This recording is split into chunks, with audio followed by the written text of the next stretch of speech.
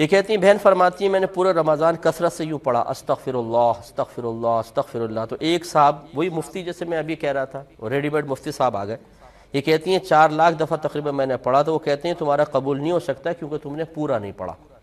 لا حول ولا قوت الا باللہ۔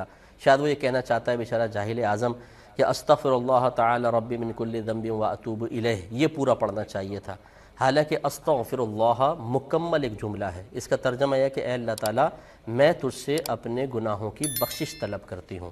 بتائیے پورا ہی تو ہے استغفار، باقی جتنے آپ الفاظ زیادہ کرنا چاہیں کر لیں۔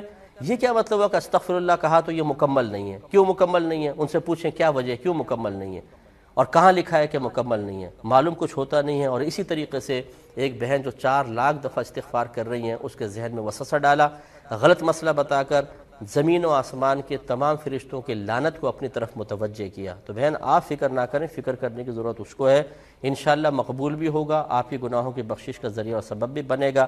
اس بیچارے کو توبہ کرنا چاہیے جو علم کی کمی کے ساتھ اس طرح کے جاہلانہ مشورے دے کر اپنی آخرت کی بربادی کا سامان کرتے ہیں۔ اسی لیے میں عرض کرتا ہوں، یہ دیکھیں میرا غصہ بالکل بجا ہے، ایک شخص نے اپنی بیوی کو 3 طلاقیں دیں، اس کی ماں ایک حافظ صاحب کے پاس پہنچ گئی، انہوں نے کہا کہ 60 مسکینوں کو کھانا کھلا دیں پھر اب رکھ سکتے ہیں، سب ختم ہو جائیں گے، طلاقوں کا کفارہ ہو جائے گا۔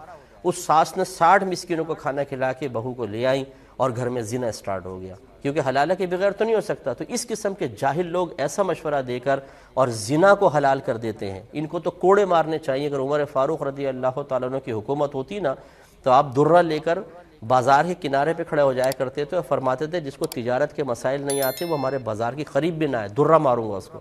تو ایسا ہونا چاہیے۔ بہرحال آپ یہ نہیں سمجھے گا کہ میں کوئی ایسی حکومت قائم کرنے کے بارے میں کہہ رہا ہوں کہ لوگوں کو کوڑے ماریں، لیکن بہرحال بھائی خدا کے واسطے جب مسئلے نہ معلوم ہو تو اس طرح نہ بتائیے، بہت غلط ہے۔